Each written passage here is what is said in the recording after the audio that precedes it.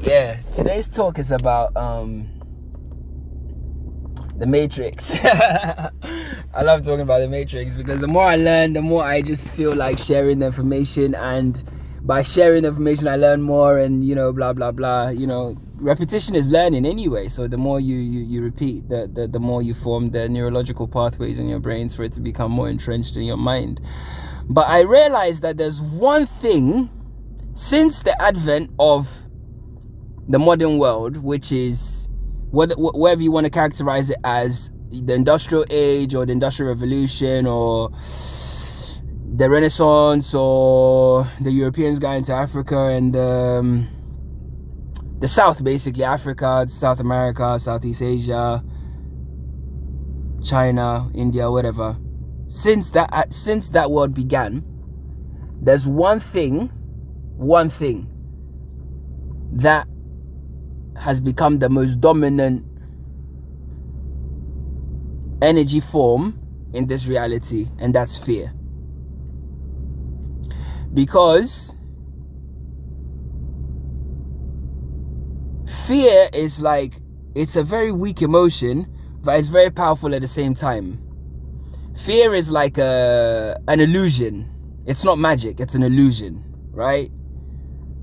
So it's like, oh, smoke and mirrors, the dragon's gonna come, the boogeyman's gonna come. But underneath the boogeyman, or underneath the mist of fear, there's nothing. There literally is nothing. And the former US president, was it Benjamin Franklin? I can't remember, one of them anyway. Apparently he made this quote, and he said that there's nothing to fear but fear itself.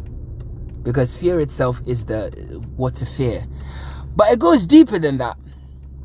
When you have fear, right, you are susceptible to sorcery.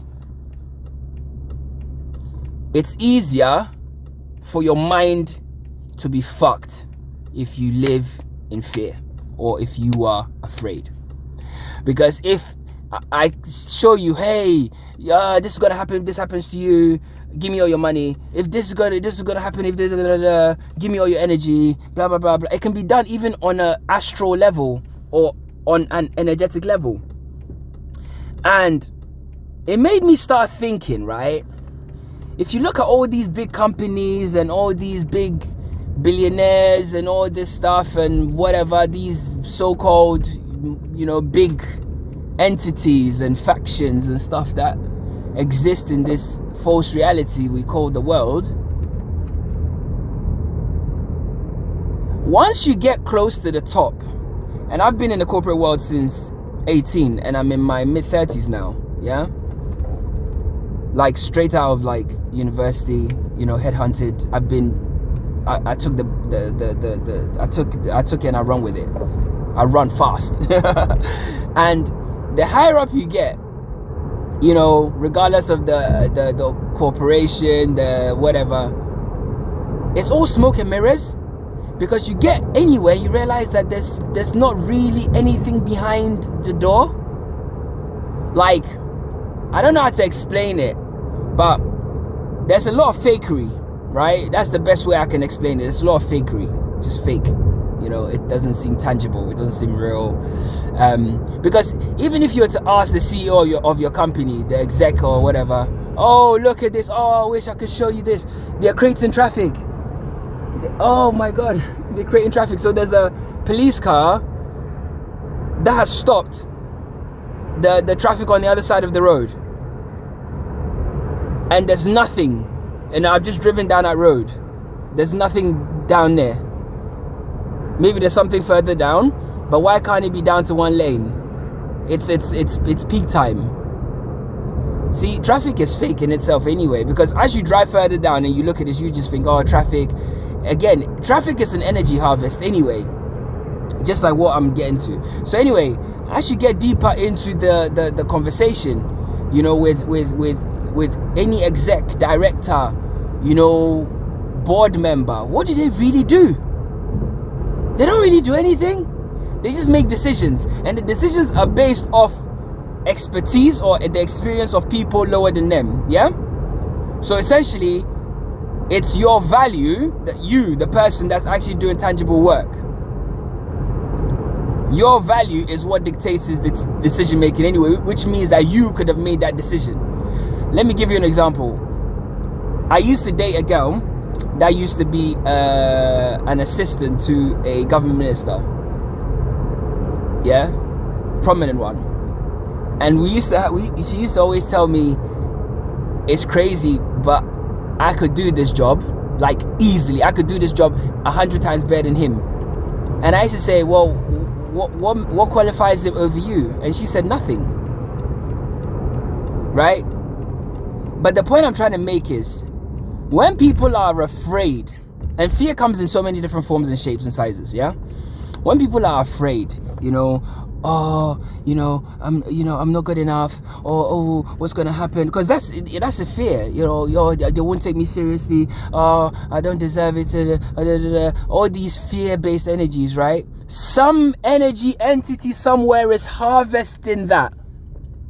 And in exchange for the fear, once you buy the fear, like the apple, yeah? Once you bite into it and you eat of the fruit of fear, they gain your divine power. Let me say that again. When you fall into the trap of fear, they gain your divine power. So your divine essence, what you are supposed to be doing, your grace, your power, your energies, your blessings, all shift to the entity that is causing you fear. Hold on, I just need to buy some fuel. Pause. Yeah, so basically all these media agencies, governments, secret societies, corporations, councils, government entities, what do you think their job is? Their job is to propagate fear. And in exchange, that fear is being harnessed somehow, because remember, energy cannot be destroyed. It just has to be, it just transmutes into another form. So if you as a divine being succumbs to the fear, it's a trade-off. Somebody somewhere is benefiting off your fear. Because if you look at some of these people, right, you think, what the fuck, man? Like, how the fuck are you here? It's not even like a question of envy, but it's a question of capability, because you just know that, nah, man, and the way it works is this.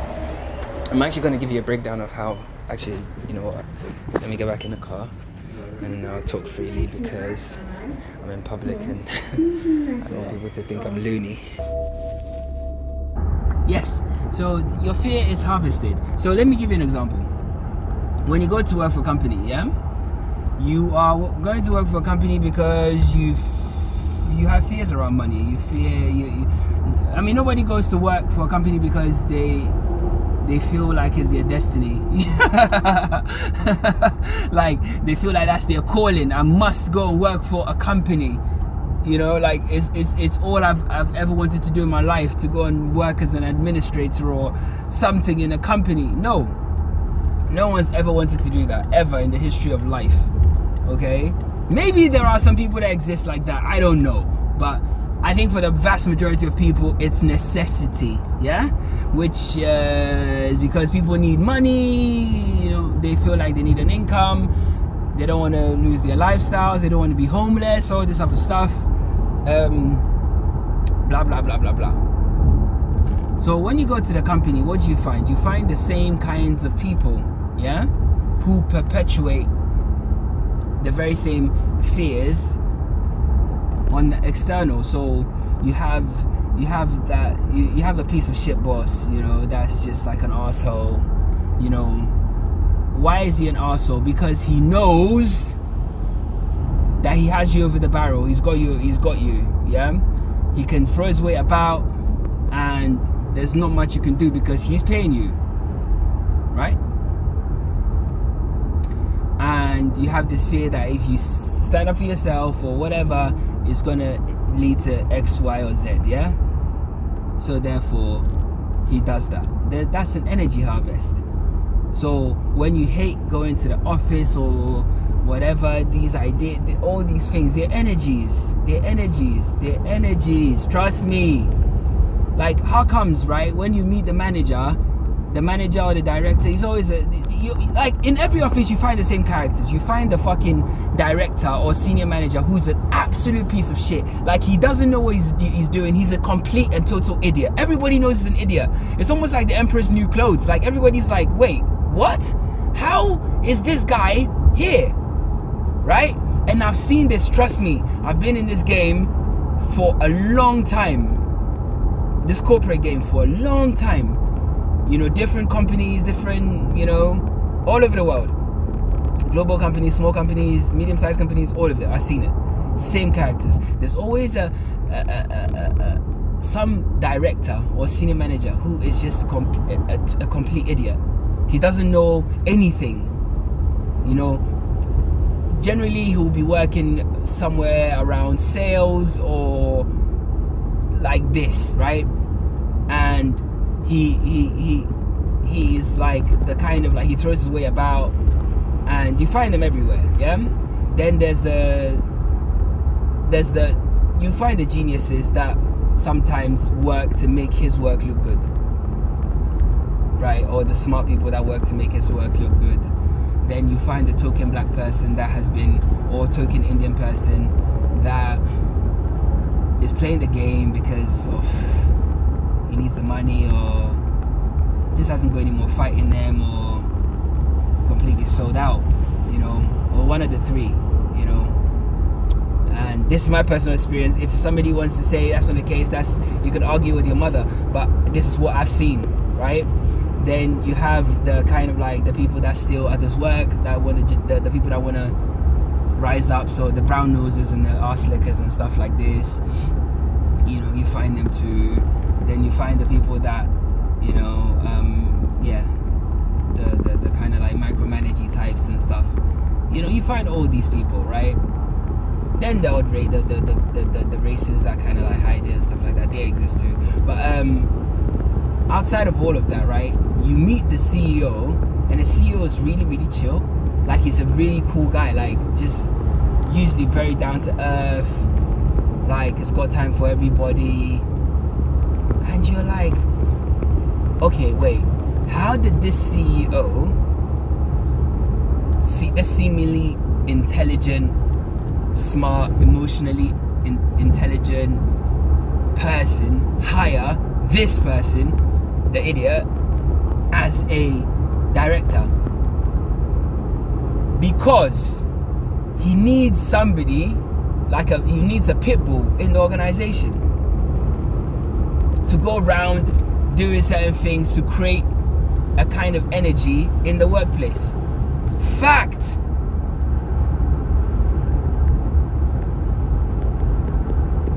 Otherwise, you'd have got rid of him long time. Because I'm sure, like, people, like, even an idiot could see that person's an idiot, right? So it's all to do with the environments that they create to harvest energy. Hey, listen, this stuff might sound crazy to you, bro, but let me tell you, the minute you start to put your foot down and not be afraid, you will literally see your world around you changing. Because then you start to reclaim all your energy right back to core. And let me tell you, your energy that you've traded for fear has kept up some people that you don't even know, has protected people that you don't even know, has enriched people that you don't even know, has put money in the pockets of people that you don't even know, has added value to the lives of people that you don't even know. Why? Because you are divine and you are abundant. Okay? Hey, think about the golden goose, yeah? A goose that lays golden eggs. Every day, all day, every day, no stress, whatever, rain, shine, day, night, whatever, golden eggs popping out, yeah? Now, this golden goose now doesn't know that it's a golden goose. Yeah? This goose doesn't know that it lays golden eggs, right? It doesn't know that it's a cash cow. It doesn't know. It doesn't know it, yeah? It's afraid of being slaughtered, yeah? So it lives in perpetual fear of being killed, or it lives in fear that this is gonna happen or that is gonna happen or whatever, right? Whilst he is living in fear, somebody's like, yo, yeah, this is gonna happen, but you know what, like, just sit here for a minute, and then, you know, I'll try and warn you something's coming, and then he's just laying the eggs at the same time, just popping the eggs out, pop, pop, pop, pop, pop, pop, pop, pop, pop, pop, pop, yeah. And the person that's told him, oh, just sit in this room, and then, you know, is just clearing all the eggs, taking all the eggs, taking all the eggs, taking all the eggs, taking all the eggs. But the minute the goose goes, hey, you know what, we're all gonna die someday anyway, because if somebody doesn't kill you, you're still gonna die. That's what we say in my country. You know, if somebody doesn't kill you, you die anyway. The point of the matter is this: the minute the goose is like, yeah, we're all gonna die anyway, man, I'm gonna go, he takes his eggs with him, and there's no loss. Like, he's abundant. He can, whatever's been taken from him, he can replicate that in a day. Like bring it all back, you know. Whereas those that were living off his energy, need him to be in that position in order for them to survive. So they have to perpetuate that thing for them to keep up their standard or their lifestyle or whatever it is, right? Walk away, man. And when I say walk away, I don't mean walk away without a plan or whatever. And when I say walk away from their fear, walk away from their shit. Turn off the radio, turn off the TV, turn off the social media. Fuck their shit. Like, live, be present. Be present in yourself, be present in your body. Be aware of your energy, of your power. You understand? Like, I wish I could show you the stuff I see, man. Man, this whole thing is a simulation, man. We don't live in the real world. The real world got destroyed a long time ago. I know this is where it sounds kooky and crazy, but you know, if you look around you, you see, you know, this world is not what you think it is. And when I say the real world got destroyed, I don't, you know, it's metaphoric. And those with ears will hear, and those with eyes will see. You know, it's not what you think it is, but ultimately, you are the operant power. You are the central point. You are the focal point of the universe. You are the reflection of the universe itself. You are the universe. You are life itself. When you die, life is over. Until you respawn somewhere else and then life begins again. Fact. And then when they say things like, oh, life begins at this or life begins at that, you know, it's not, they're all spells. You have to understand how words work as well, man. You know, like, you live in a world full of spells, full of sorcery. Like, you know, people watch this Merlin stuff and cartoon, you know, magic, and they think, oh, it's not real. Look, you might think it's not real, but these secret societies are they're practicing magic every day. These media companies are practicing magic on you every day. And when I say magic, it's not hocus pocus, abracadabra, pull a rabbit out of a hat. No, it's deep psychological magic, deep alchemical magic, deep psychological magic. Magic that convinces a lion that he's a deer. Magic that tells a fucking shark that he's a goldfish. Even when the shark looks at his body and he's like, my skin is great. He's like, nah, but you're a goldfish. Magic, sorcery, all through what? Imagery and sound. You live in a world full of magic. Even the words you use are magic. You're binding yourself to spells and you don't even know you're binding yourself to spells, bruh. They are binding you with words. Oh, I want a mortgage. I want a mortgage. I've got mortgages, yeah? And I'm going to tell you, a mortgage, do you know what a mortgage is? Do you know what mort means? Do you know the root word of mort? Do you know what gauge means? Do you know what a contract is? Do you know what that means for you energetically as a divine being? Because you are power, you are energy. So when you accept something, you amplify the power of that thing. Do you know what a deed is? A deed. Come on, bro. You live in a world of illusions. You live in a world of pure illusion, pure smoke and mirrors. And what's happening is your magic, because you don't know how to use it, and you are living under the illusion. Somebody somewhere is siphoning off your power. Somebody is siphoning off your energy. It's like a grid. You think these companies don't know you before they hire you? Don't be stupid, bruv. You think they don't know who you are? You think they don't? You think all these things, all these entities don't interact with each other? You think they don't know who you are? Are you convinced that they don't know who you are? They just picked you randomly and gave you that job.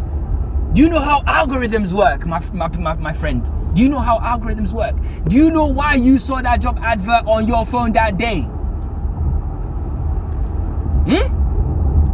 Do you know why that thing came up on your phone that day? Think about it.